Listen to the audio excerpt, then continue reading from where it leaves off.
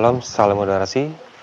Kembali dalam program Sumbu Suara Penyuluh, menyujukan kamu bersama dengan saya Freddy Siotang, penyuluh agama Kristen, Kementerian Agama Kota Palangkaraya. Masih dalam suasana Natal di bulan Desember ini, kita akan mendengarkan renungan firman Tuhan yang terambil dalam Yohanes pasal yang pertama, ayat yang ke-14. Demikian firman Tuhan.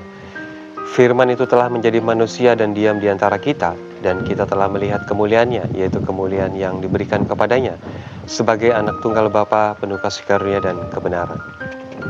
Sahabat Sumbu, firman Tuhan ini sudah menyatakan bagaimana Yesus itu sendiri yang menjadi manusia dan diam di antara kita, dan kita telah melihat kemuliaannya. Yesus hadir ke dunia 2000 tahun yang lebih di kota Bethlehem, di kota kecil. Dia lahir dengan kesederhanaan, tetapi dalam kesederhanaan, dalam waktu yang mungkin tidak lama dalam perjalanan hidupnya, tapi justru dia memberikan sesuatu yang sangat berpengaruh dalam kehidupan kita sebagai orang percaya, mana Yesus yang menjadi satu-satunya manusia. Dia rela mengorbankan dirinya untuk menuruti kehendak Tuhan, kehendak Bapa. Bahkan juga dia diam di antara kita. Kata diam di sini adalah tidak hanya berbicara tentang bagaimana kita bisa hadir dalam tempat dalam peribadahan, dalam makna rohania, tetapi di sini adalah juga itu menjadi tempat perlindungan. Dalam tempat perlindungan, yaitu di saat kita menghadapi sebuah masalah ataupun persoalan ataupun tantangan dalam kehidupan yang mungkin kita tidak mampu untuk menjalaninya.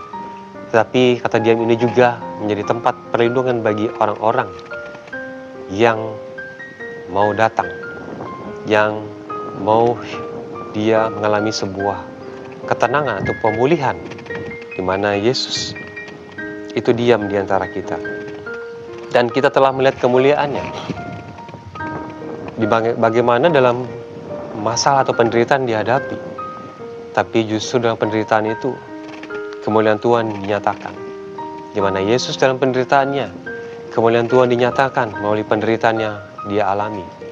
Bahkan sampai dia mati dan terangkat ke surga.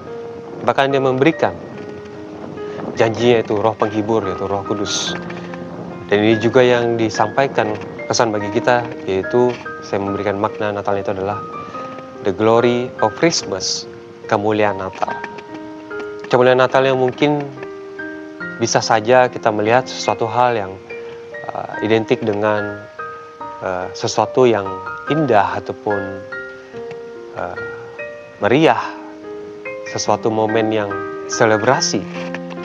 Tetapi di sini adalah Yohanes memiliki sebuah perspektif yang unik, yaitu bagaimana kemuliaan itu dinyatakan melalui setiap segala penderitaan. Bagaimana Yesus hadir melalui pribadi yang benar-benar dia satu-satunya yang mampu untuk melewati segala tantangan kehidupan ini. Walaupun secara manusia pasti dia memiliki satu kelemahan ataupun batas, tetapi justru melalui penderitaannya, kuasa Tuhan itu nyata. Dari sisi kealahannya, Yesus itu benar-benar membuktikan dia baik bagi setiap orang yang memiliki pergumulan kehidupan, baik sakit penyakit, baik segala masalah yang dihadapi setiap orang. Tapi justru di tengah-tengah penderitaan, kuasa Tuhan itu dinyatakan, kemuliaan Tuhan dinyatakan, sampai bagaimana dia memberikan, yaitu kasih karunia dan kebenaran.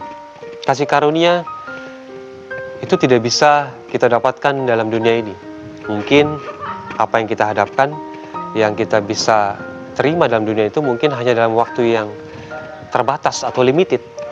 Tetapi kasih Yesus ataupun kasih karunia Tuhan itu adalah unlimited. Tetapi dalam arti dia tetap menyatakan bahwa dia adalah kebenaran itu sendiri, sang kebenaran. Sehingga kebenaran itu sangat bertolak belakang dengan dusta ataupun kebohongan. Tapi justru dari kasih karunia kita dimampukan untuk menjalani segala kehidupan kita, untuk bisa menjadi orang-orang yang Tuhan ubah, Tuhan pulihkan, sehingga sesuai dengan maksud tujuan kehendak Tuhan.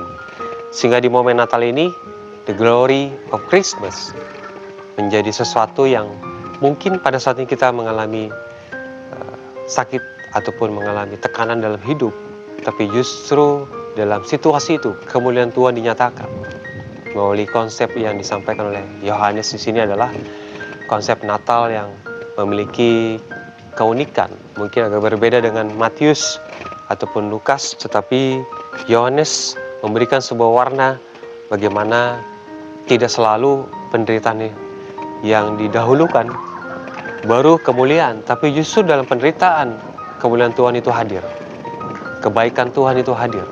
Bahkan kita melihat bagaimana mujizat Tuhan itu pun hadir di tengah-tengah orang-orang yang memerlukan Tuhan, yang mencari Tuhan.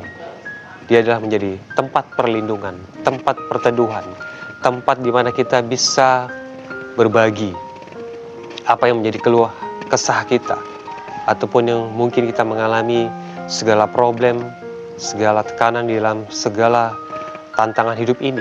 Tapi Yesus memberikan penghiburan, memberikan pemulihan, bahkan memberikan sebuah pengharapan, yaitu di tengah penderitaan kita ada pengharapan yang Tuhan berikan, jauh lebih apa yang kita mungkin selama kita pikirkan. Tuhan mampu memberikan sesuatu yang terbaik. Bila firman Tuhan ini menjadi pedoman bagi kita tetap dikuatkan dalam momen Natal ini. The glory of Christmas. Tuhan Yesus memberkati. Shalom.